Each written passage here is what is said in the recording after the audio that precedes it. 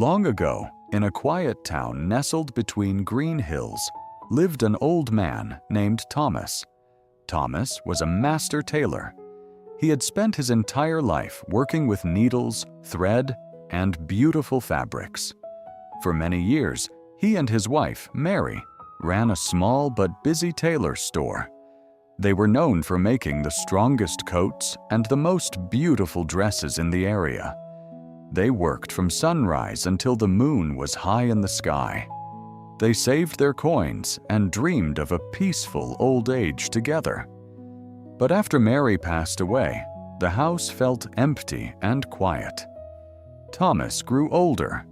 His eyes became a bit blurry, and his hands began to shake when he held a small needle.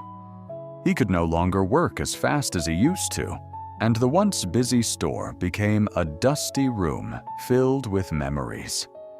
His son, Jason, and his daughter-in-law, Brenda, moved into his house. At first, they promised to take care of him. They said they would cook his meals and keep the fireplace warm during the cold months. But soon, things changed. Jason was a lazy man who preferred to sit on the porch and watch the clouds pass by. Brenda was sharp-tongued and always complained about the smell of old fabric and the sound of Thomas's old sewing machine. They saw Thomas as a burden, not a father. They wanted the house for themselves so they could sell his old tools and live a life without work. One morning, when the air was very cold and a thick fog covered the ground, Thomas woke up to a loud noise. He walked into the yard and saw his life's work lying as the dirt. His old sewing machine, his boxes of colorful thread, and his few clothes were thrown on the cold grass. Brenda stood by the door with her arms crossed. "You are too slow, old man," she said. "We cannot feed someone who does not bring in any money. You must leave today." Thomas looked at his son, hoping for help, but Jason just looked at his shoes and said nothing. "This is my house," Thomas whispered, his voice trembling like a leaf in the wind. But the heavy wooden door slammed shut and the lock clicked. Thomas sat on a flat stone near the road and cried until the sun began to set. He felt like he had nothing left in the world.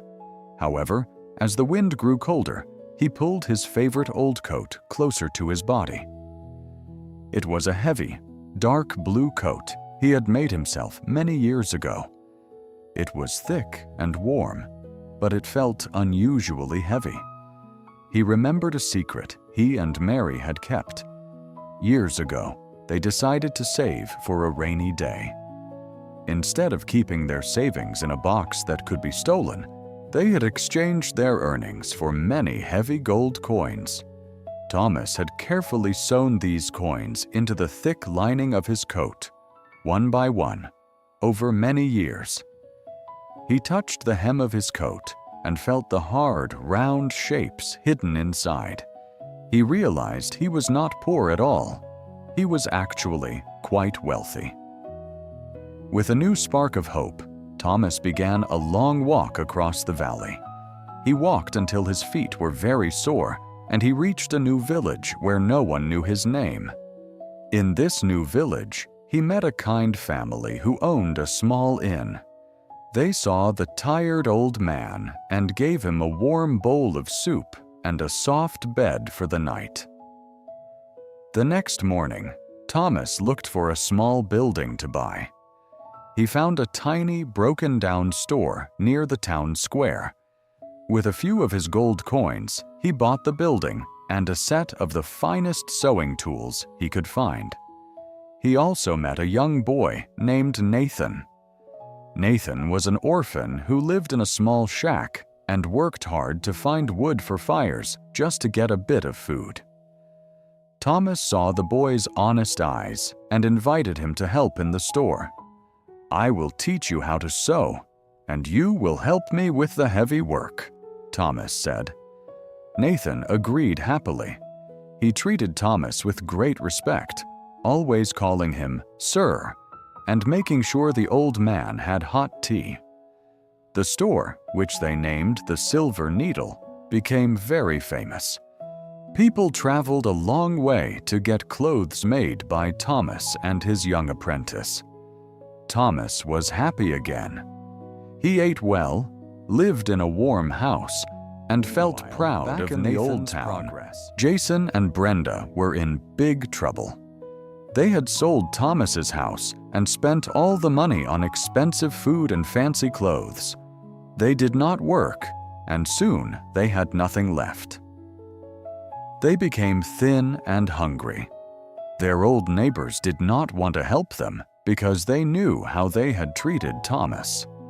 One day, they heard stories of a wealthy master tailor in the village across the valley who was looking for workers.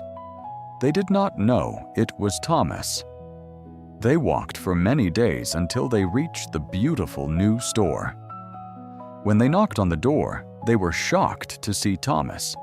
He looked younger and stronger than before. He was wearing a fine vest and a gold watch. "Father?" Jason gasped, his face turning pale. "I am the master of this shop now," Thomas said calmly. Jason and Brenda begged for help.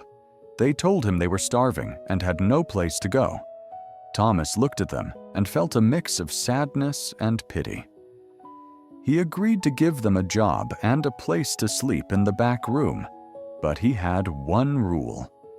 They had to work as hard as Nathan, and they could not tell anyone they were his family. They agreed quickly, thinking they would eventually get his new fortune.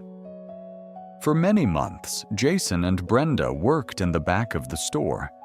They had to carry heavy bolts of cloth and sweep the floors. But they stayed lazy.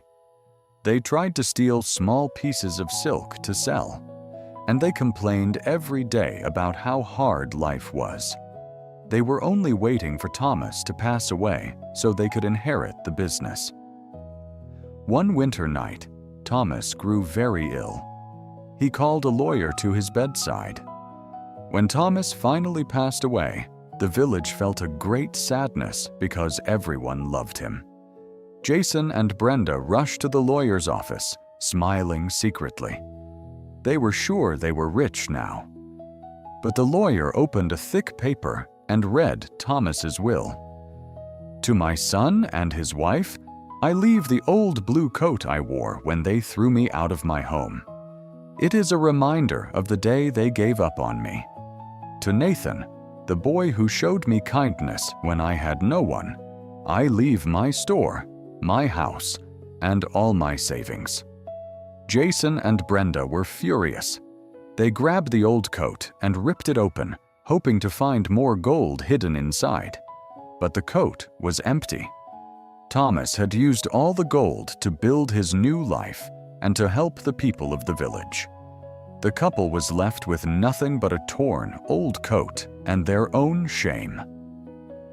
They left the village, and no one ever saw them again. Nathan continued to run the store with the same kindness and skill Thomas had taught him. My friends, this story teaches us a very important lesson about life and our own true value. Sometimes, the people we love the most might let us down or treat us like we are not worth anything. They might try to push us away when we are at our weakest. But you must remember that your value is not defined by how others see you or how they treat you. Just like Thomas, you have hidden strength and resources within yourself that no one can ever take away. With a little bit of courage and a lot of hard work, you can always build a new life, no matter how old you are or how hard things seem today. Kindness is a seed that grows into a great forest of support, while greed is a fire that eventually burns everything down to the ground. Choose to be like Nathan. Be kind, be respectful, and be honest. And life will eventually reward you in ways you cannot imagine.